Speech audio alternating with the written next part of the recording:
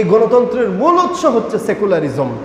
যখন ইউরোপের মধ্যে আগের তাদের দেশগুলা পরিচালিত হতো ধর্মীয় যাজকদের পরামর্শে, ধর্মীয় আইন মোতাবেক, তারা যখন দেখলো রাষ্ট্র চলে ধর্ম দ্বারা, তখন তারা সিদ্ধান্ত নিল না, আজ থেকে আমাদেরকে নতুন এক সংবিধান আনতে হবে, নতুন এক বিধিবিধান আনতে হবে, যেই বিধিবিধানে রাষ্ট্রের মধ্যে ধর্ম থাকবে না, ধর্ম দিয়ে কোনো রাজনীতি চলবে না।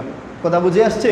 তারা এমন আইন আনলো যে ধর্মীয় যিনি যাজক হবেন, ধর্মীয় আলিম উলামা মৌলানা হবেন, তার কাজ মসজিদে মাদ্রাসায়, তিনি মসজিদে নামাজ পড়াবেন, এটা মসজিদের কাজ। রাষ্ট্র পরিচালনা করা বাদশার কাজ, সে জনগণকে নিয়ে জনগণ যেভাবে আইন চায় সেভাবে আইন প্রণয়ন করবে।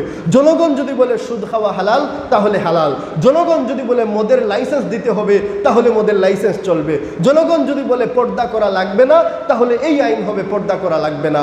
জনগণ যা চাইবে সেটাই দিতে